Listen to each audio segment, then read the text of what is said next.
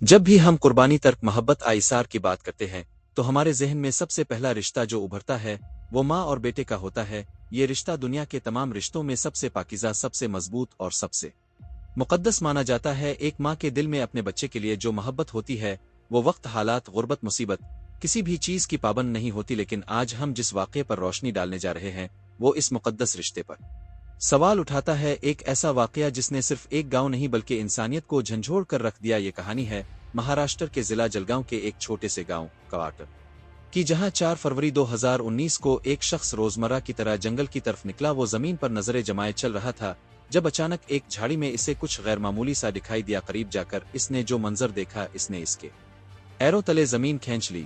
ایڑیوں میں ایک انسانی ٹانگ کٹی ہوئی پڑی تھی جو کسی 12 سے 13 سالہ بچے کی لگ رہی تھی۔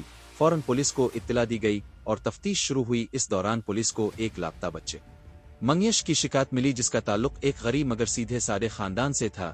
جیسے جیسے تفتیش آگے بڑھی پولیس کو جنگل کے مختلف حصوں میں اس بچے کے جسم کے دیگر اعضاء بھی ملے، سوائے اس کے سر کے۔ گاؤں میں خوف کی فضا چھا گئی، بچوں کو اسکول بھیجنا بند ہو گیا اور پورے علاقے میں سیاہ جادو کی سرگوشیاں گونجنے لگے۔ کچھ لوگوں نے اسے ڈارک اماسیا کے سیاہ جادو سے جوڑا جو اس وقت اپنے عروج پر تھا، لیکن پولیس اس سب سے اوپر اٹھ کر ایک گہرائی میں جا رہی تھی، کیونکہ اس کہانی کے پیچھے جو سچ چھپا تھا وہ کسی جادو سے کہیں زیادہ بھیانک تھا۔ جب پولیس نے جنگل میں تفتیش کے دوران سوننے والے کتوں کو استعمال کیا تو حیران کن طور پر وہ سیدھے منگیش کے گھر جا پہنچے، بار بار ایک ہی سمت، ایک ہی منزل۔ یہی وہ لمحہ تھا جب کہانی نے ایک نیا موڑ لیا۔ پولیس نے گاؤں کے چند افراد پر نگاہ رکھی، خاص طور پر ان لوگوں پر جو منگیش کے گھر اکثر آیا جایا کرتے تھے۔